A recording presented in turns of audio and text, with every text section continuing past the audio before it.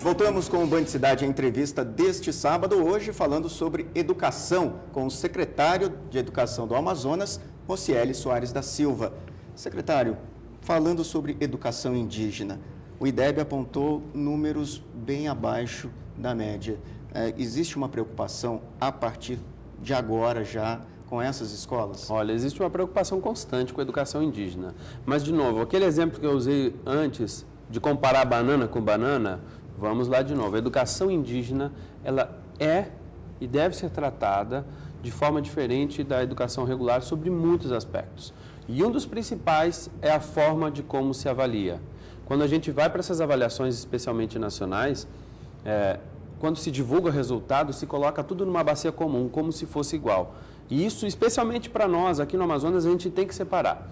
Iano, você comparar uma criança que foi alfabetizada na língua indígena, na língua mãe dele, do 1º ao 5º ano, ele aprende matemática na língua mãe.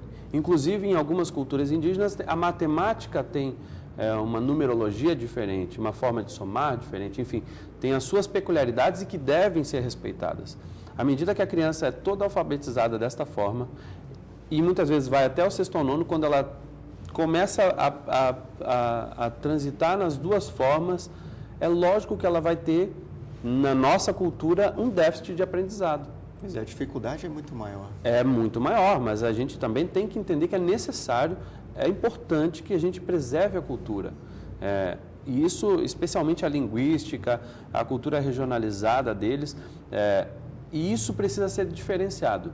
No ano de 2010, nós realizamos uma avaliação na língua ticuna, lá no Alto Solimões. E tivemos um resultado diferente, porque nós realizamos a mesma avaliação em língua portuguesa e fizemos a mesma avaliação na língua ticuna. O desempenho deles foi melhor quando foi traduzido para a língua ticuna. E eu vou te dar um exemplo, por exemplo, do Enem. Quando a gente olha para o Enem, em muitas perguntas tem coisas que a pessoa que está lá na zona rural já não conhece. Imagina se for da cultura indígena. Um problema que envolva, por exemplo, o que é um elevador, é simples. Para a gente aqui é uma coisa do dia a dia, mas para quem está fazendo a prova lá, que nunca ouviu falar, não sabe o que é um elevador, nunca viu, nunca andou, é diferente, ela tem dificuldade de compreensão e por conta desse erro pode não entender o resto de toda uma questão de língua portuguesa. Então, precisamos entender. Tem um investimento próprio para a educação indígena, tanto em infraestrutura como formação de professores, especialmente indígenas formados, que está sendo feita e cada vez mais ampliada, tanto pelo governo federal quanto pelo governo estadual, mas sempre respeitando essa peculiaridade. Violência nas escolas, isso preocupa? Muitos pais têm demonstrado preocupação, a gente tem visto cenas de brigas entre estudantes, ultimamente foram divulgadas na televisão, por emissoras locais, enfim, está havendo um trabalho para reforçar a segurança nas escolas? Tem. Primeiro, há uma preocupação muito grande e é uma preocupação de governo. O governador Omar Aziz tem demonstrado isso, lançando grandes programas, que são de rua, como é o Ronda nos Bairros, que já tem refletido positivamente dentro das nossas escolas. Mas a questão de segurança, ela transpõe os muros da escola, invade e traz problemas internos, que a gente não resolve, por exemplo, colocando somente um segurança, a gente não resolve somente colocando a câmera de vigilância. A gente percebe que a briga começa na escola, mas ultrapassa às os vezes muros a briga ela começa na rua e vem para dentro do muro das escolas. E aí por uma série de motivos de segurança pública, às vezes de birra e qualquer coisa. Nós nos preocupamos, por exemplo, com a segurança dos professores, porque em algumas regiões, por exemplo, aqui, especialmente na capital, às vezes recebemos denúncias onde o professor é ameaçado com uma arma dentro da sala de aula. Então, é um desafio muito grande prover essa segurança e deixar o ambiente escolar como um ambiente escolar. O Ronda no Bairro está trabalhando integradamente, de forma integrada com a SEDUC? Está trabalhando de forma integrada com a SEDUC. Aquilo que funciona para a comunidade funciona muito bem com a gente.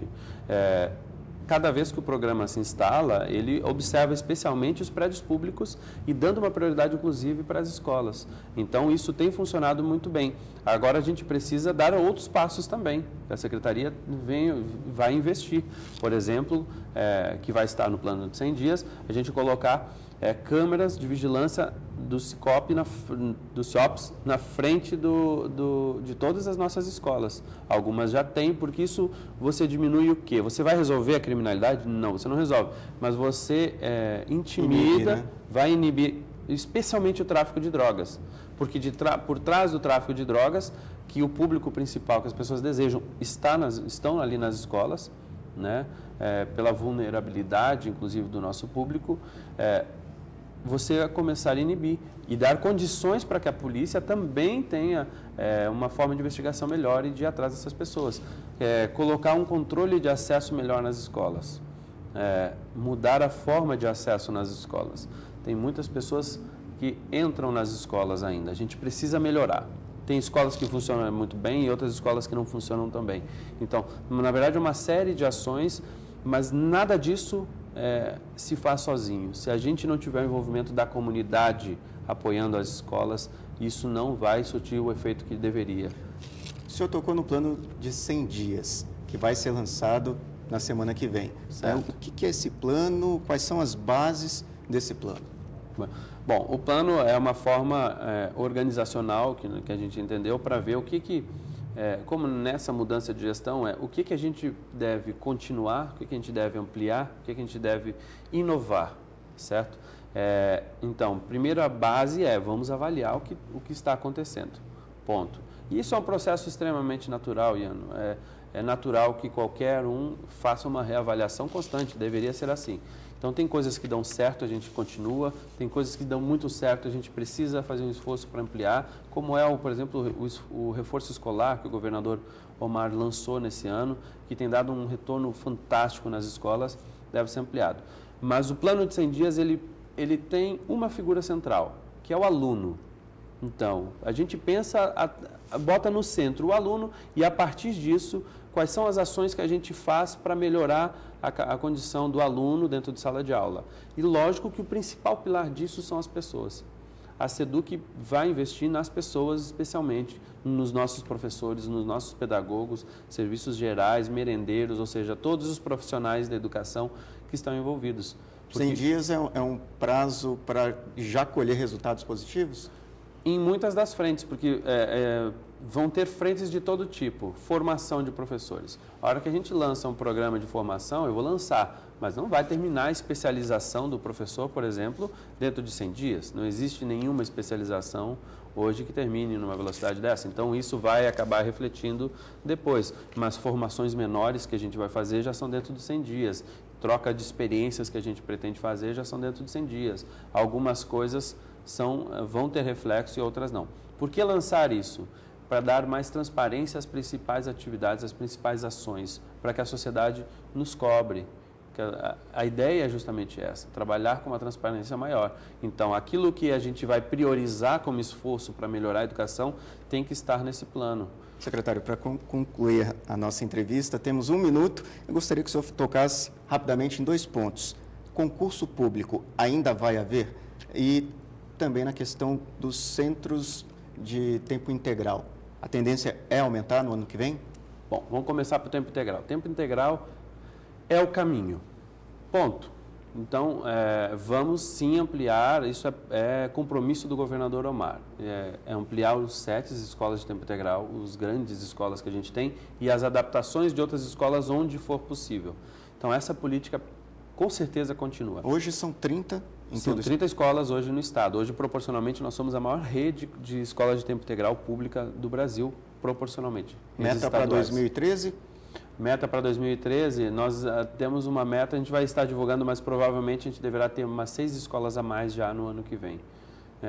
Mas, sobre o concurso, nós estamos chamando algumas pessoas que não foram chamadas ainda no concurso, tem uma série de algumas atividades, bibliotecário, psicólogo, contador, estatístico, estão sendo chamados, vão chamar mais alguns professores ainda desse concurso que a gente fez, mas em 2013 a gente vai lançar um novo concurso. É necessário porque a rede vai ter uma grande substituição em 2014 e esse concurso atual não vai estar mais válido. Esse concurso vai ser renovado agora, vai até novembro do ano que vem, e quando ele termina, em novembro do ano que vem, a gente já precisa estar um outro pronto.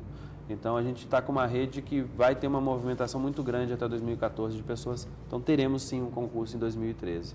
O senhor tem 30 segundos para passar sua mensagem final Bem, ao Ana, telespectador. primeiro, agradecer à Band a oportunidade de estar conversando aqui um pouco com vocês sobre educação, agradecer a participação dos telespectadores, deixar claro que a gente vai estar buscando trabalhar com transparência e muito focado na melhora educacional das nossas crianças.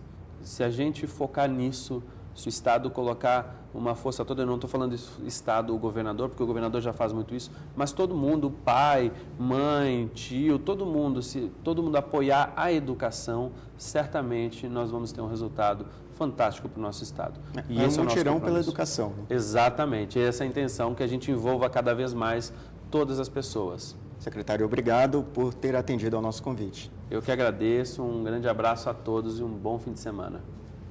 O Band Cidade Entrevista termina aqui. Fique agora com as notícias do Brasil e do mundo no Jornal da Band. Um ótimo fim de semana para você e obrigado pela audiência.